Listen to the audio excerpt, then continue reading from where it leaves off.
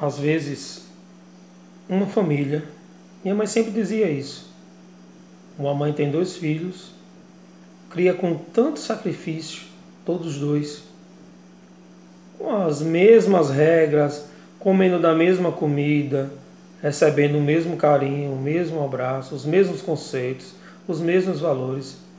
Às vezes, um desses filhos se tornam bandidos, marginalizados, se auto-marginaliza, porque muitas vezes não é nem a mãe quem expulsa de casa, é ele que sai na revolta natural juvenil e não retorna mais e se torna criminoso.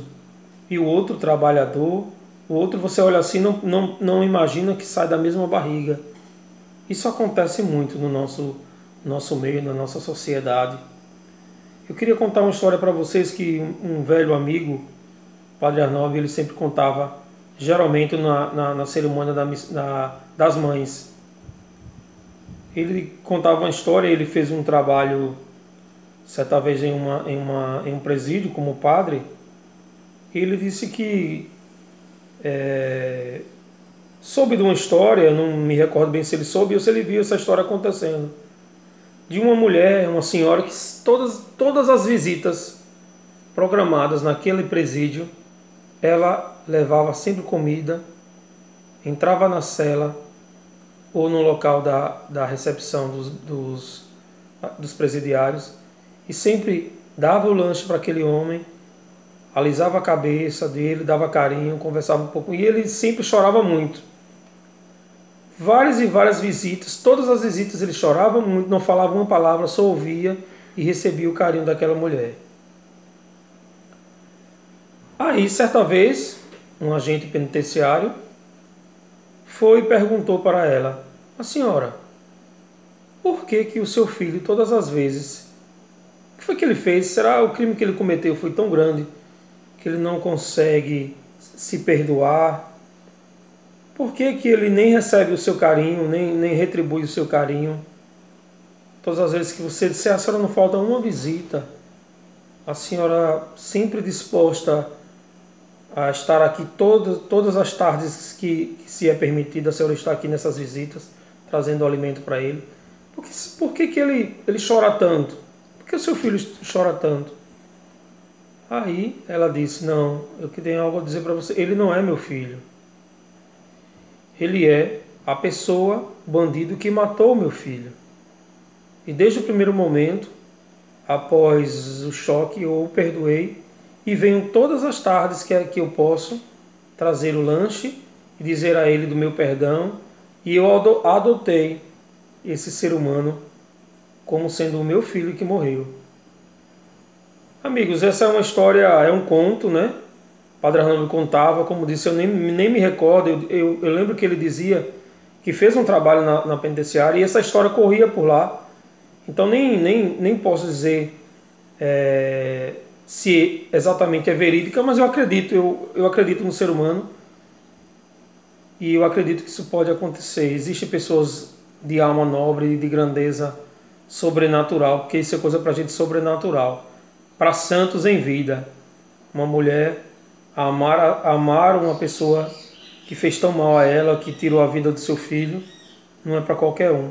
Mas existem exemplos assim, eu já vi, até correndo aí na internet, mulheres perdoando seus algozes, aquele que matou seus filhos, ou maridos e etc. Essa, como disse, é para poucos. É de fato assimilar o cristianismo na sua sabe? Batendo lá no teto, realmente é muito difícil. Você não abrir o seu coração ao ódio para uma pessoa que fez tão mal a você. Mas pegando essa história, eu gostaria de dizer para você que, independentemente desses criminosos, existe uma família por detrás dessas pessoas. Que na grande maioria das vezes, essa família, ela não tem nada a ver com o ocorrido. Essas famílias sofrem muito. Quantas mães, como disse da história, tem dois filhos, um cria do mesmo jeito. Quantas mães sofrem por verem seus filhos caírem no crime? Quantas famílias sofrem por ter os seus pais, os seus esposos envolvidos em tantas questões que denigrem, né, denigrem a imagem humana, que envergonham toda a família. Então, essa minha reflexão é um ato de solidariedade às famílias, porque hoje existe lei para defender bandido, né? Existem os direitos humanos, e de fato, como é sempre dito, a gente vê pouca coisa sendo feita para as famílias que ficam com a pior parte, as famílias que sofrem tanto e muitas vezes, na grande maioria das vezes, não tem nada a ver com o que aconteceu, mas falta o apoio da sociedade, porque a sociedade olha de lado. Eu quero confessar para vocês que eu já vivenciei na minha família, poucas pessoas até da própria família sabem. Da minha família, poucas pessoas sabem disso, mas eu já vivenciei, já precisei acolher uma pessoa muito próxima a mim que cometeu um crime. Eu não o chamo de bandido, porque a definição de bandido para mim é pior do que criminoso. Criminoso é aquele que comete um crime, e bandido é aquele que faz do crime a sua forma de vida. Mas um criminoso, uma criminosa, uma pessoa que cometeu um crime na minha família, e eu precisei estar próximo a ela, acompanhar ela como é que eu posso dizer, em audiências. Como é vergonhoso, como é triste. Foi um momento da minha vida, um dos momentos mais tristes da minha vida, porque eu tinha vergonha de estar nos ambientes, nos locais, né? E as pessoas olharem assim para mim e dizer: olha o sobrinho do criminoso, olha o irmão do criminoso, olha o filho do criminoso. E aí as pessoas olharem para mim com quase que eu também sou um criminoso, e eu estava ali para fazer um ato de solidariedade. Mas como é difícil, como é terrível a gente vivenciar na nossa família com uma pessoa que teria tudo para não cometer aquele crime, mas infelizmente, por fraqueza, por idiotice, ou quer que seja, por falta de valores, ele comete. É muito difícil. Eu já passei por isso, de estar em delegacia. Eu sempre disse para minha mãe: ó, minha mãe, eu espero que a senhora me veja num caixão. É preferível que a senhora me veja num caixão morto do que entrando dentro de uma delegacia porque eu cometi um crime, ou dentro de um carro de camburão. Mas eu tive que fazer isso, entrar numa delegacia para tentar atenuar, para tentar levar uma chance de defesa a essa pessoa, como disse, muito próxima de mim. Meu Deus. Olha, para quem tem conceitos e valores, entrar dentro de uma delegacia, conversar com um delegado, com um policial, seja ele muito educado, seja ele muito grosseiro, mas você, estando lá como representante de um criminoso, é muito doloroso, é muito triste, é muito vergonhoso. Então é um ato de eu estou fazendo esse vídeo para falar um pouco dessa minha história e dizer que eu já vivenciei isso, e como as famílias precisam dessa solidariedade.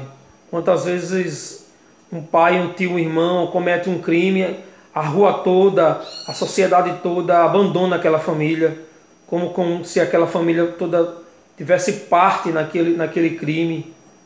Como essas pessoas sofrem. Essas pessoas aí tendem a passar fome muitas vezes, se ele for, né? Se for aquela pessoa que leve para dentro de casa, né? O promotor, né, da casa. Ou se for um filho, como essa mãe muitas vezes cai em depressão, esse pai, essa família.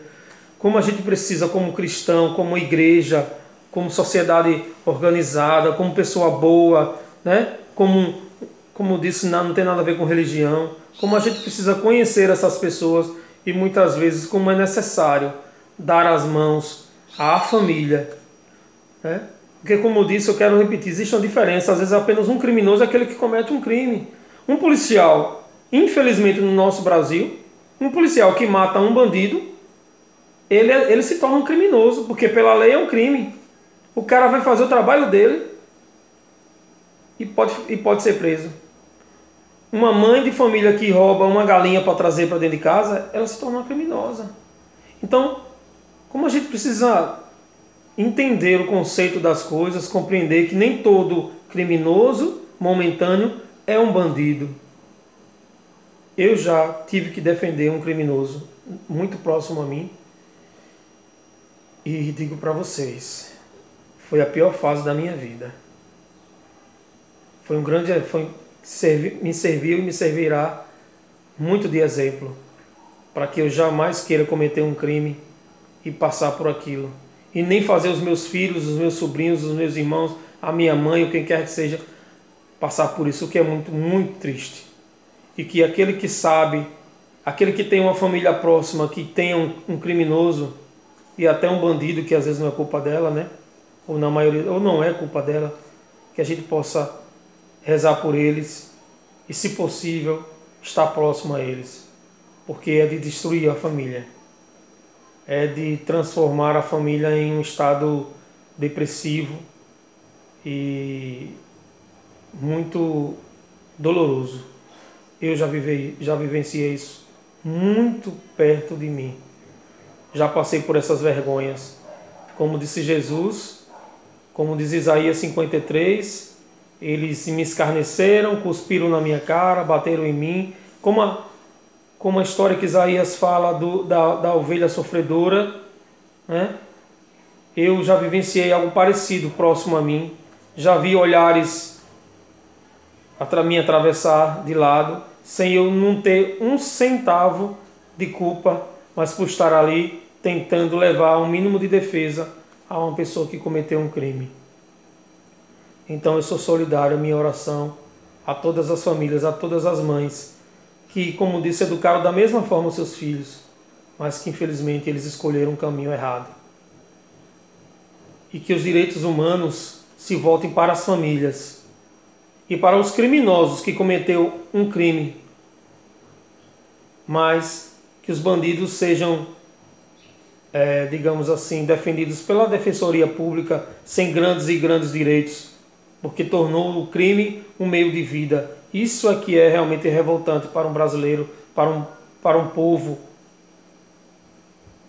Deus nos abençoe e nos guarde. Fica aqui a minha reflexão, como alguém que já sentiu na pele o não ter nada a ver com aquela situação, mas moralmente vergonhoso vivenciar isso.